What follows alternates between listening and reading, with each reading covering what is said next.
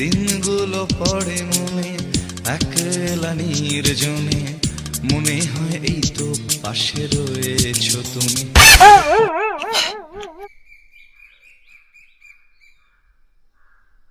কি না মানে বলছি যে, আচ্ছা তুমি গঙ্গার পাড়ে সরস্বতী পুজোর দিন কি করো বলো তো?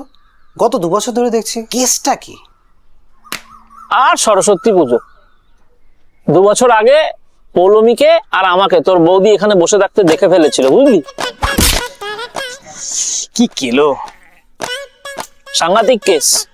এই তারপর তারপর আর কি, পৌলমী সাট করে কেটে বললো, আর আমিও একটা সুন্দর করে গুছিয়ে ঢপ দিয়ে দিলাম। কিটাও পারলে? বললাম যে সরস্বতী পুজোর দিন গঙ্গার ধারে এসে আমার পূর্বপুরুষেরা ধ্যান করতো, হ্যাঁ বড্ড ক্রিঞ্জ, দাদিমা ঠাকুমারাও বিশ্বাস করবে না। আমিও করছি, আমারও করা উচিত, পুণ্যি হবে, বুঝলি? তা সত্যি সত্যি আসা কি দরকার ছিল? এদিক ওদিক ঘুরে সাট করে বেরিয়ে যেতে কে দেখতে পেতো তোমাকে? হ্যাঁ চুপ চুপ চুপ চুপ চুপ। এই কি কি কি কেন কেন কেন? তো বৌদি আশেপাশেই কোথাও আছে, হ্যাঁ গা ঢাকা দিয়ে আছে। আসে বাবা, তাই নাকি? বাবা কেসটা হেভি কেস মেরি। তো তুই এখানে কি করছিস? বৌদি তো তোকে সকাল সকাল ডেকেছিল, যাসনি? আরে ওই কারণেই তো এখানে আসা। মানে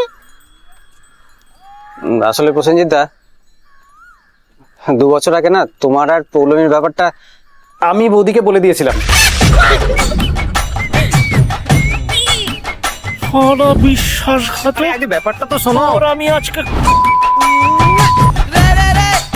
আজ পরে মারবে, আগে বিষয়টা শুনে নাও। 2 বছর আগে তোমার বউ আমার চৈতালি কেসটা জেনে গেছিল, আমার বউকে বলে দিত, তখন আমি কি করতাম?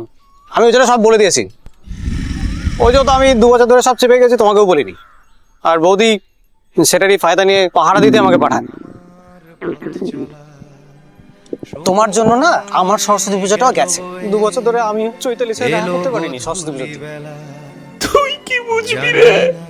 90 দশকের প্রেম আর কনস্টিপেশন একই রকম। ও পৌলমী,